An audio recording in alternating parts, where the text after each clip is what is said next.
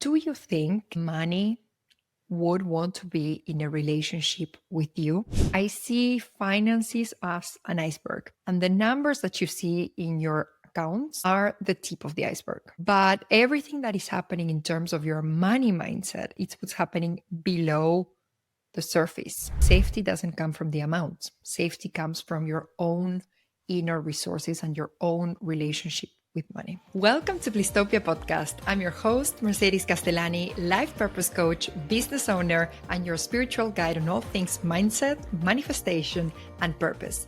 This podcast is a space for deep reflections, meaningful conversations to help you expand your mind, dive into the depths of your soul, and create a life that makes you feel alive.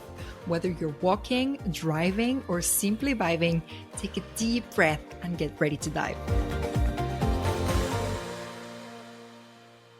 Hello, my love. Welcome to another episode of Blisstopia podcast. I'm your host, Mercedes Castellani, and today we're going to talk about one of my favorite topics. I love teaching this topic. I love talking about this on my one-on-one coaching sessions, and this topic is money. Today we're going to talk about your relationship with money. And the reason why I want to bring up this subject is because my mission inside of Blisstopia is to make women happier.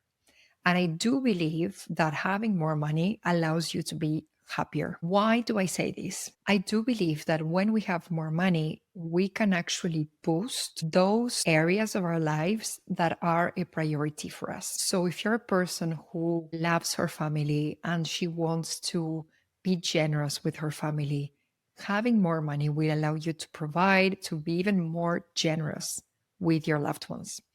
If you're a woman who loves to travel, who loves freedom, having more money will allow you to enjoy this existence even more, to travel to so many countries and to actually fulfill this wanderlust inside of you. If your values like sustainability or inclusion are a priority for you, maybe if you have more money, you can actually donate to NGOs that contribute to these causes. Maybe if you have more money, you can actually spend more of your time in those NGOs, or you can actually choose another job that allows you to be aligned with those values. So I do believe that having more money allows you to be happier because, as I said, it allows you to have a life that reflects your own values and priorities. So today we're going to talk about your relationship with money.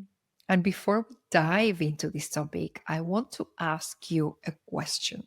This question might be a little bit triggering, but I want to awake you. I want to trigger you just a little bit so that then we can dive into this topic and we can actually understand what is going on and we can actually start healing this topic. So let me ask you something. Do you think money would want to be in a relationship with you? Think about how you treat money. Imagine that money is a person, and maybe you are always constantly checking on your money, asking, where are you? Where did you go? Why aren't you here? Why are you somewhere else and you're not here with me? Maybe you're constantly controlling, checking in your money. Do you think money would want to be in a relationship with you in those terms? On the other hand, maybe you never check in on money. You have no clue what is going on. Your money could be drowning. Your money could be, I don't know, in some very complicated situation, and you have no clue of how your money is doing. You're never sending a message. You're never replying to texts from money. Do you think money would want to be in a relationship with you in those terms? The reason why I'm asking this is because the same way we can have an attachment style in our romantic relationships, we can also have an attachment style with money. And imagine that money is a person. We can have three types of attachment styles with money. One of them, the first one that I described, is the anxious attachment style. Always checking on money, constantly saving, constantly worrying. Where is my money? Why isn't it here? Why did you go somewhere else? When are you coming back? Are you already here? That's kind of like the anxious attachment style and anxious energy around money. On the other extreme, we have the avoidant attachment style. The whole topic of money feels very unsafe and there's a lot of tension. So, what the avoidant group will do is they just never dive into this topic. They never check their bank accounts. They never reply to anything from the banks, emails, messages. They just don't reply, and they just avoid the topic of money altogether. And then there's a group in the middle, which is the one that has the secure attachment style. So if you don't know in which group you are, you can stop this episode right now. You're going to find a quiz in the show notes. Stop the episode, take the quiz, and come back. So now that you know what your attachment style is, because you've done the quiz and now you know that you probably have either the anxious attachment style, the avoidant attachment style, or the secure attachment style. Now, let me explain what each of these attachment styles does, how it works, how it feels. So for the anxious attachment style, this woman feels like it's never enough. No matter how much money they have, it always feels like it's never enough. So what this group of women thinks is that when I get this amount, I will feel safe, but I'm not there yet, so I don't feel safe. But in reality, what happens is that even when they get into this, they get that amount that they want, they still don't feel safe, because safety doesn't come from the amount. Safety comes from your own inner resources and your own relationship with money. This group will obsessively check the bank accounts. They're always checking their finances to make sure that everything's okay. When they feel in discomfort, they take lots of action. They're doing. So we could think that this is like a wounded masculine energy, lots of doing. This group is constantly worrying about the future. What is going to happen? Am I going to be okay? Am I going to be able to survive? So you can just feel, even in the way I'm explaining this group, you can feel the energy of anxiety and always constantly worrying, thinking about the future. And this group is so focused in the future that they have a hard time enjoying the present. They're always saving for a rainy day, so they can't really enjoy their money in the present. There's always this energy of desperation and anxiety around money. And what they're actually craving deep down, if we could actually strip off the layers and really talk to the subconscious mind of the women who are in this group, the women who are in the anxious attachment style, they're craving safety, certainty, control around money. We think that if we can control money, then we're going to feel safe. If we can predict how money is going to behave, then we can probably feel safe. So just as in the romantic attachment styles, I want you to think of this first group as kind of like clingy. It's like they're clinging to money. There's this energy of desperation and anxiety. So that is one group. And in my experience, I would say, I need to check the stats, but I would say 50% of people are in the anxious attachment style. On the complete opposite of that, we have the avoidant attachment style. So this group feels tension, but when they feel this discomfort, they do the exact opposite of the anxious. The anxious will cling, the avoidant will lean back, get away from that situation. Literally just go somewhere else, forget that this topic even exists. So what this group will do is they never check their bank accounts. They hate budgeting because it feels restrictive. They prefer to live in the present moment, and they make their decisions based on their feelings, their emotions, rather than an actual plan. When they feel discomfort, they will take no action. It's like they freeze and they just think about something else instead of diving into the topic and seeing, okay, what is actually going on? If we get real about this, what is actually happening? They have no clue about their numbers. They have no clue how much is left in the bank account. If they have debt, they have no clue about the debt. They have many missed payments. They have many late fees from the banks. One thing that is actually quite interesting about this group is that they have a high risk tolerance. The anxious group has a very low tolerance to risk, and this group has a very high tolerance to risk.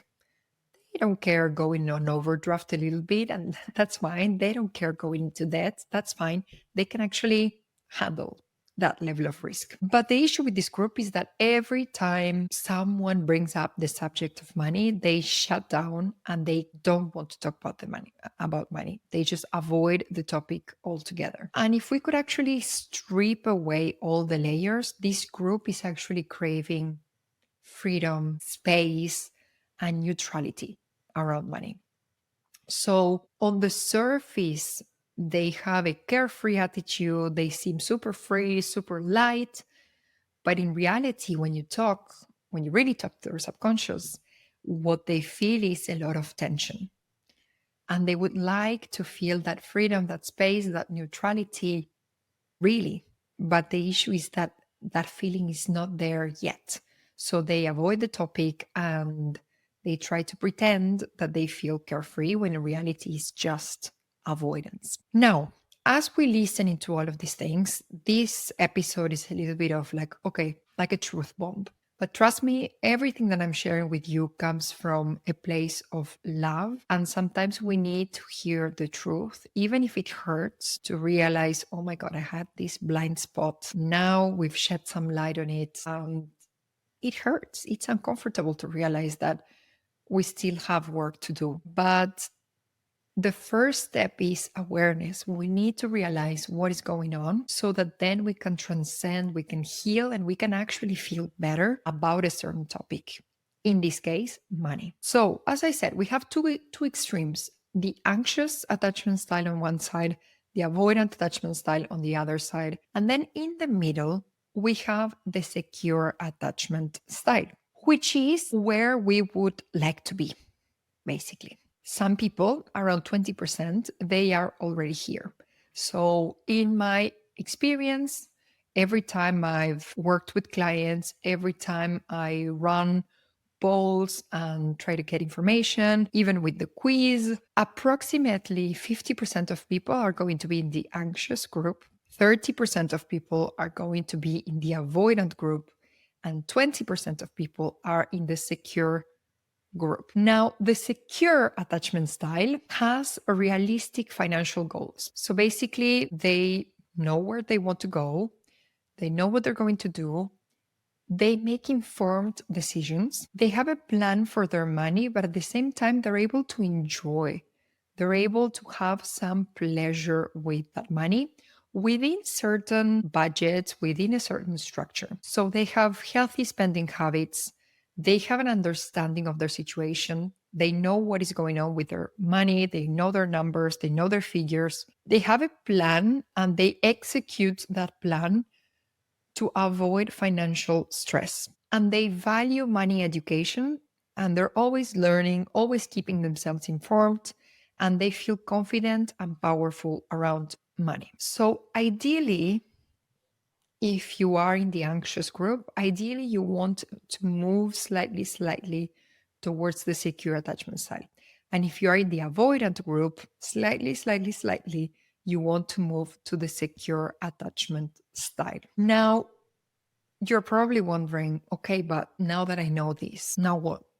Let's imagine now I know that I'm in the anxious attachment style, or now I know that I'm in the avoidant attachment style, or now I know that I'm in the secure attachment style, but I want to go even further. I want more money. I want more freedom. So if you want to dive deeper into this topic of money with me, I am so happy because I'm actually releasing a brand new masterclass that is called Money Talks: From Anxious to Abundant as Fuck in 90 minutes. And basically, what we're going to cover in this masterclass is everything that is happening at the bottom of the iceberg. I see finances as an iceberg, and the numbers that you see in your accounts are the tip of the iceberg. But everything that is happening in terms of your money mindset is it's what's happening below the surface, below, underwater. So on this brand new free masterclass, we're going to be covering the real reason why you feel anxious about money, why your subconscious mind is keeping you poor, 10 money lies you need to get rid of right now, how to elevate your money frequency for good, 5 steps to manifest wealth on command, the story I never told about money, and the wealth elevation experience. So basically what's going to happen inside of this masterclass, first, I'm going to blow your mind with new amazing content on money mindset, all the things that you didn't know that you needed to know about money. So first I'm going to blow your mind, and then we're going to have a wealth elevation experience. So you will probably enter into this masterclass with anxiety, with the avoidance, and you will end up feeling abundant as fuck. And if you've been on one of my previous masterclasses, you know that the energy is epic. Epic, epic, epic. We have so much fun. The women who come into these masterclasses are just amazing, badass, ambitious women, just like you. And I always deliver, not only on the content, but in each of the masterclasses, I'm delivering codes to you, energetic codes to you. And abundance is an energy. And I will be delivering this energy, these codes to you on the masterclass so that you can feel, so that your body can get used to the experience of wealth. How does abundance, how does wealth actually feel in your body? We're so used to lack. How does abundance actually feel? So if you want to learn all about money mindset, you are super invited. Consider this your personal invitation to my next brand new free masterclass. It's going to take place on July 20th at 7 p.m. European time, 6 p.m. UK time, 1 p.m. Argentina time. And you are going to find the link in the show notes to register. I cannot wait to see you in there. This is going to be epic. I can already feel it. Something really, really, really powerful is going to happen on this masterclass. You can intuitively feel it, and you just don't want to miss this one. This is going to be a very, very special masterclass. And if you're ready to dive into abundance, to really step up into the most abundant version of yourself, if you're ready to receive not only the knowledge about money mindset, but the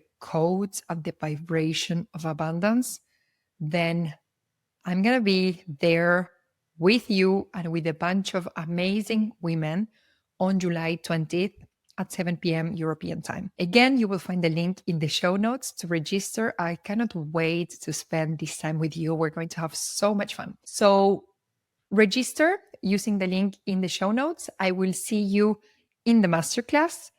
I will see you also on our next episode. And in the meantime, in Blisstopia we trust. If you loved this episode, spread the word, share the episode with a friend who would love to hear this, subscribe to the show, and leave a 5-star rating on Spotify, Apple Podcasts, or YouTube. This real quick action on your side helps the podcast grow, reach more women around the world, and it would literally make my day. I will see you next Friday for the next episode, and in the meantime, in Blisstopia we trust.